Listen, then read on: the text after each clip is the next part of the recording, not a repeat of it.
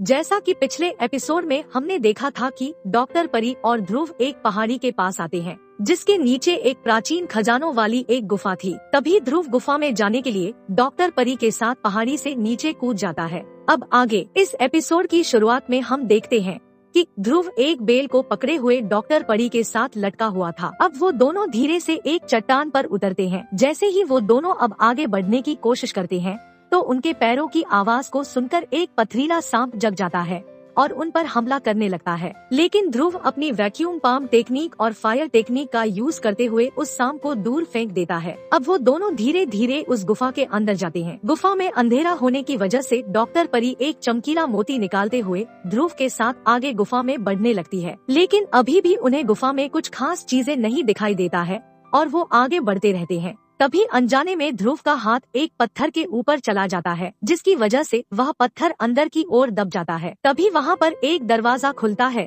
जिसके बाद वो दोनों जल्दी से उस दरवाजे के अंदर जाते हैं। ध्रुव और डॉक्टर परी अंदर देखते हैं कि वहाँ पर बहुत सारे सोने के सिक्के और बहुत सारे जड़ी बूटियाँ वहाँ पर पड़ी हुई थी और वहाँ पर बर्फीला घास, नीला गुलाब का फूल और भी ना जाने कौन कौन सी जड़ी बूटियाँ पड़ी हुई थी। और वहाँ साइड में ही 3 बॉक्स भी रखे हुए थे। अब ध्रुव की नजर उस नीले गुलाब के फूल पर जाती है, जिसको देखते हुए ध्रुव अब टीचर विदुर से नीले गुलाब के फूल के बारे में पूछता है, जिस पर टीचर विदुर उससे बोलते हैं कि यह तुम्हारे फ्यूचर में काम आएगा, इसे अपने पास रख लो। जिस पर अब ध्रुव डॉक्टर परी से कहता है कि पहले हमें इस खजाने को कैसे बांटना है ये डिसाइड कर लेना चाहिए। जिस पर डॉक्टर परी बोलती है कि तुमने मेरी इस गुफा में खजाना ढूंढने में मदद की है, तो तुम पहले चुन लो कि तुमको क्या चाहिए। जिस पर ध्रुव उस नीले गुलाब की ओर इशारा करते हुए बोलता है कि मुझे बस ये चाहिए, बाकी का तुम रख लो।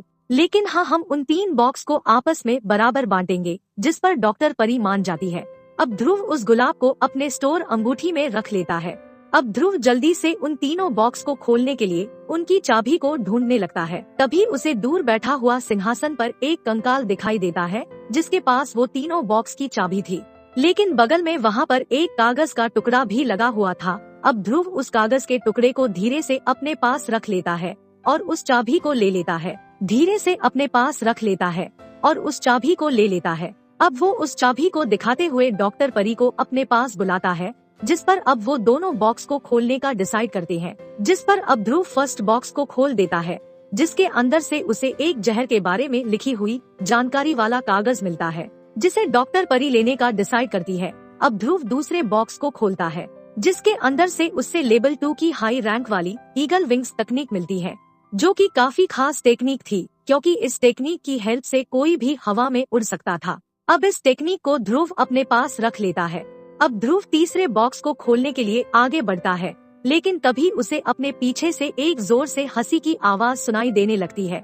जिस पर ध्रुव पीछे मुड़कर देखता है तो उसे वहाँ पर भेड़िया टोली का लीडर अरशान दिखता है, जो कि अपने लोगों के साथ आया था। अरशान डॉक्टर परी से बोलता है कि मुझे खजाना तक ले आने के लिए शुक्रिया। जिसको को सुनने के बाद ध्रुव अब समझ जाता है कि डॉक्टर परी सच बोल रही थी और अरशान सच में एक बुरा आदमी है और वो इस खजाना को पाने के लिए उनका पीछा करते हुए यहाँ पर आ गया था। अब ध्रुव वहाँ से भागने के लिए जल्दी से वहाँ पर लगे सारे चमकीले मोती को वहाँ से गायब कर देता है, जिसकी वजह से वहाँ पर अंधेरा छा जाता है। अब ध्रुव धीरे धीरे डॉक्टर परी के साथ चुपके से वहाँ से निकलने की कोशिश करने लगता है। अब उन सैनिकों से बचते हुए ध्रुव और डॉक्टर परी धीरे धीरे उस गुफा से बाहर भागने लगता है। लेकिन अरशान गुफा के बाहर ही खड़ा होता है, जिसकी वजह से ध्रुव को वहाँ से भागने के लिए उससे लड़ना पड़ता है। लेकिन अरशान काफी ताकतवर था, जिसकी वजह से वो ध्रुव को आसानी से हराने लगता है। लेकिन ध्रुव बार बार कोशिश करता रहता है, जिसकी वजह से वो काफी घायल हो जाता है। जिसको देखते हुए डॉक्टर परी अब जल्दी से अपना सीटी बाहर निकालती है और उसे बजाते हुए एक सिग्नल देती है। तभी वहाँ पर एक बड़ा सा पालतू पक्षी वहाँ पर आ जाता है, जिसे डॉक्टर परी ने बुलाया था। अब डॉक्टर परी और ध्रुव उस पक्षी पर जल्दी से बैठकर वहाँ से उड़ जाते हैं। उन्हें भागते हुए देखकर अरशान उन पर पीछे से तीर से हमला भी करवाता है, लेकिन उसका कोई फायदा नहीं होता और वह दोनों वहाँ से उड़कर काफी दूर चले जाते हैं। अब सीन शिफ्ट होता है और हम देखते हैं कि डॉक्टर परी ध्रुव की हिम्मत को देखकर काफी इम्प्रेस हो गई थी। वो उसको एक लेटर और एक मैप देकर अपने गांव वापस चली जाती है। उस लेटर के अंदर आमिश दल के ग्रुप के बारे में लिखा था कि वो इस वक्त कहाँ हो सकते हैं और मैप के अंदर उनकी लोकेशन भी मार्क की गई थी। इसका मतलब डॉक्टर परी सच में एक अच्छी लड़की थी और उसने अपना वादा पूरा किया था। अब सीन शिफ्ट होता है। अब ध्रुव जो गुफा के अंदर से जड़ी बूटियों को इकट्ठा किए था उनकी दवा बनाकर खा लेता है और फिर ध्रुव मेडिटेट करने बैठ जाता है। अब ध्रुव के मेडिटेट करते समय उसके एनर्जी के अंदर फ्लक्चुएशन होने लगती है और उसका एनर्जी सोर्स चेंज होने लगता है। अब ध्रुव अपनी जगह पर खड़ा होता है और अपने शरीर को देखने लगता है। तभी टीचर विदुर ध्रुव को बताते हैं कि उसने जब अर्शान से फाइट की थी तभी उसके एनर्जी फलों में काफी फ्लक्चुएशन हुई थी और अब उस दवा को खाने के बाद वो फ्लक्चुएशन बढ़ने की वजह से ध्रुव अब एकलव्य रैंक के 10वें सितारे को पार करके एकलव्य रैंक से दक्ष रैंक पर आ चुका है। जिसको सुनने के बाद ध्रुव काफी खुश होता है, लेकिन टीचर विदुर उसे अभी अपनी ट्रेनिंग पर ध्यान देने को कहते हैं। लेकिन टीचर विदुर भी ध्रुव के प्रोग्रेस को देखकर मन ही मन काफी खुश होते हैं और साथ ही साथ टीचर विदुर अब ध्रुव को एक नई स्किल के बारे में बताते हैं। इस स्किल का नाम आग की लहर थी और इसके अंदर अलग अलग फायर को प्रोड्यूस कर सकते हैं। मेनली इसमें से हम खतरनाक फायर को प्रोड्यूस करके हम उसे अपने तरीके से यूज कर सकते हैं। ये स्किल बहुत शक्तिशाली थी। ध्रुव अब इस तकनीक को पाके काफी खुश था। तभी उसे कुछ याद आता है और वो अपने पास से वही कागज का टुकड़ा निकलता है जिसे उसने स्केलेटन के पास से चुपके से निकाल कर अपने पास रख लिया था। भी ध्रुव ध्यान देता है कि वो कागज पूरे कागज का एक हिस्सा मात्र था। तभी वहाँ खड़े टीचर विदुर की नजर कागज के टुकड़े में बने एक निशान पर पड़ती है और वो उसे गौर से देखते हुए ध्रुव के पास जाते हैं। तभी ध्रुव टीचर विदुर को देखते हुए उनसे पूछता है कि टीचर क्या आपको इस कागज के टुकड़े के बारे में कुछ पता है? जिस पर टीचर विदुर अब उस कागज के टुकड़े पर बने कमल के निशान को ध्यान से देखते हुए ध्रुव से बोलते हैं कि ये तो सुलगते कमल तक पहुंचने का नक्शे का एक हिस्सा है। जिसको सुनते ही ध्रुव बोलता है कहीं ये दिव्य रोशनी तो नहीं है? जिस पर टीचर विदुर हाँ करते हैं और कहते हैं कि ये कोई मामूली दिव्य रोशनी नहीं है।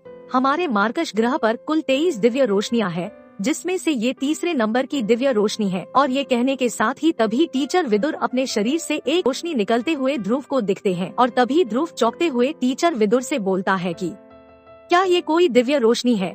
जिस पर टीचर विदुर हंसते हुए ध्रुव से बोलते हैं कि तुमने ठीक पहचाना लड़के, ये एक दिव्य रोशनी है। मेरी दिव्य रोशनी 23 दिव्य रोशनियों में से 13वें नंबर की दिव्य रोशनी है, जिसे मुझे हासिल करने में अपनी जान तक की बाजी लगानी पड़ी थी और मैं मरते मरते बचा था। इससे तुम उस सुलगते कमल की दिव्य रोशनी जो कि तीसरे नंबर की दिव्य रोशनी है उसके खतरे का अंदाजा लगा सकते हो। अभी तुमको उस दिव्य रोशनी को पाने के लिए अपने आप को काफी ताकतवर बनाना होगा, नहीं तो वो दिव्य रोशनी तुमको जलाकर राख कर देगी। जिस पर ध्रुव बोलता है कि लेकिन उससे पहले हमें सुलगते कमल की दिव्य रोशनी तक पहुँचने के लिए इस नक्शे का बाकी का हिस्सा भी हमें ढूंढना होगा। जिस पर टीचर विदुर कहते हैं कि अभी तुमको अपने ट्रेनिंग और अपने लेवल को बढ़ाने पर ध्यान देना चाहिए, नहीं तो हम वहां पहुंचने के बाद भी उस दिव्य रोशनी को ले नहीं पाएंगे। और जहां तक बात रही नक्शे के बाकी टुकड़ों की, वो समय के साथ हमें मिल सकता है। हमें कभी भी आशा नहीं छोड़नी चाहिए। जिनको सुनने के बाद ध्रुव अब टीचर विदुर के दिए हुए तकनीक को सीखना शुरू कर देता है और फिर इसी सीन के साथ ये एपिसोड यही खत्म हो जाता है। तो हम जल्द ही इसके नेक्स्ट एपिसोड के साथ आपसे मिलेंगे। तो आप अपना ध्यान रखें और हमारे सुपर एनिमी स्टोरी चैनल को सब्सक्राइब कर दे ताकि आप हमारे वीडियो को जल्द देख सके। Thanks for watching.